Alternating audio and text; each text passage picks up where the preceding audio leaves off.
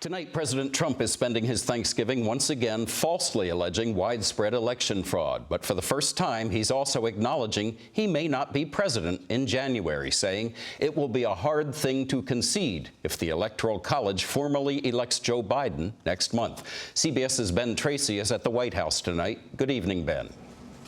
Chip, good evening. The president is not conceding anything yet, and he says it would be a mistake for the Electoral College to certify the election for Joe Biden. He also says Biden should not be forming a cabinet, even though the Trump administration itself has already begun a transition.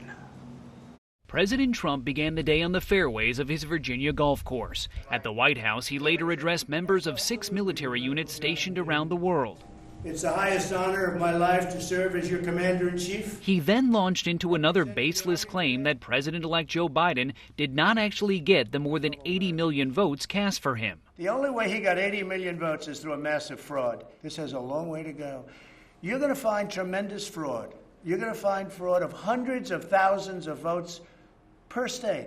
With just 55 days left in his term, the first family decided to have Thanksgiving dinner at the White House instead of their usual holiday at Mar-a-Lago in Florida. This year, we're going to be staying in Delaware with just a small group around our dinner table. President-elect Biden and his family also gave up their customary large gathering in Nantucket because of COVID.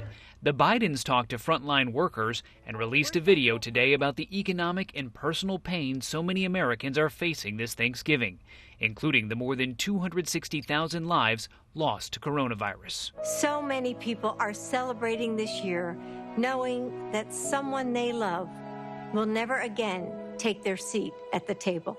Biden is preparing to announce his economic team next week, even as President Trump still refuses to concede. That's right. Lock her up. The president's former national security advisor, Michael Flynn, is speaking out after being pardoned by President Trump Wednesday.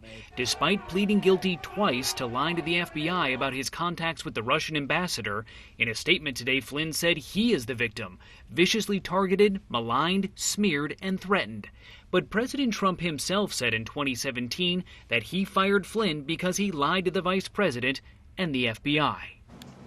Now, President Trump is expected to issue several more pardons before his term ends on January 20th. He even retweeted a congressman who said the president should preemptively pardon himself. Now, tonight, President Trump says it's still too soon for him to talk about whether or not he would run for president again in 2024. Chip. Thanks, Ben.